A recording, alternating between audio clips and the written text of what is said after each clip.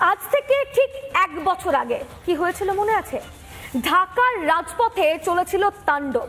তৎকালীন প্রধানমন্ত্রী শেখ হাসিনাকে দেশ ছাড়া করা হয়েছিল, হিন্দুদের বেছে বেছে টার্গেট করা হয়েছিল, এমনকি মারধরও করা হয়েছিল, খুনও করা হয়েছিল। ঢাকায় ইউনূস সরকার এসেছিল, কিন্তু এই গোটা পরিস্থিতির এখন কি ছবি, বদল কি ঘটেছে তা তো দেখা যাচ্ছে না।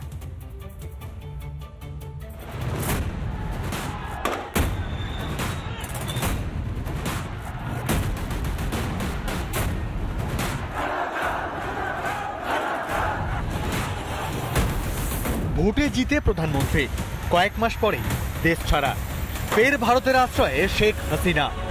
সেই ভয়াবহ ঘটনার 1 বছর পার।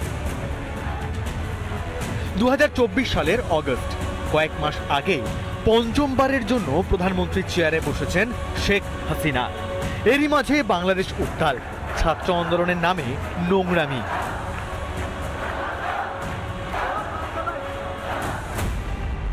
শেখ হাসিনা গণভবন ছাড়তে শুরু হামলা, লুটপাট।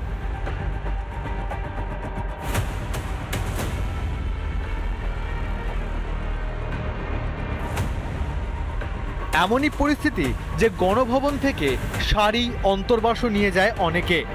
এতটাই নোংরা মানসিকতা।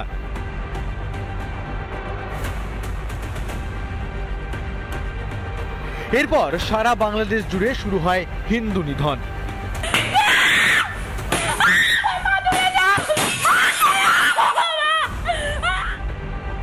কয়েকদিন পরে তদারকি সরকার দায়িত্ব নেয়, নেতৃত্বে নোবেল জয়ী মোহাম্মদ ইউনূস।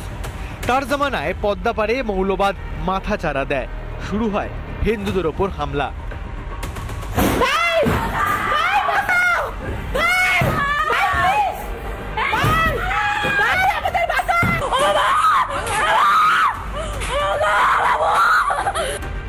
হিন্দু মহিলাদের ধর্ষণ, খুন, মন্দিরে হামলা, আগুন, হিন্দুদের বাড়ি, দোকানে লুটপাট। কি নেই সেই তালিকায়?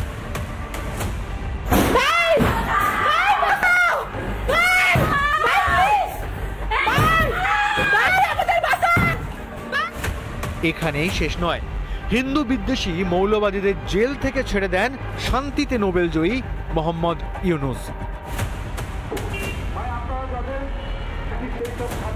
দেশ জুড়ে তাণ্ডব, যেন গজবায়ে হিন্দের লক্ষ্যে এগোচ্ছে বাংলাদেশের মৌলবাদীরা। নেতৃত্ব দিচ্ছেন মোহাম্মদ ইউনূস। ছাত্র আন্দোলনের জেরে ক্ষমতায় এসে তাদেরকেই যেন ভুলে গিয়েছেন ইউনূস। নিচে নামতে নামতে ভুলে গিয়েছেন অর্থনীতি। শিখে তুলেছেন সাধের নোবেল। লক্ষ্য একটাই, হিন্দু নিধন, গজবায়ে হিন্দ। বাংলাদেশের মাটিতে এই মুহূর্তে দাঁড়িয়ে আওয়ামী লীগের পক্ষে একটা কামব্যাক স্টেজ করা, সেটা কিন্তু খুবই কঠিন। শেখ হাসিনার বিরুদ্ধে আবার করে বিচারের প্রক্রিয়া শুরু হয়েছে এবং সর্বোচ্চ শাস্তি অর্থাৎ মৃত্যুদণ্ড, তার জন্য কিন্তু বাংলাদেশের বিচার ব্যবস্থা থেকে একটা দাবি উঠে গেছে। জুলাই আন্দোলনের পর দেশ ছাড়েন হাসিনা। তার আগে বাংলাদেশে শুরু হয় বয়কট ইন্ডিয়া আন্দোলন। ভারতীয় পণ্য বয়কটের ডাক দেন বাংলাদেশিদের একাংশ।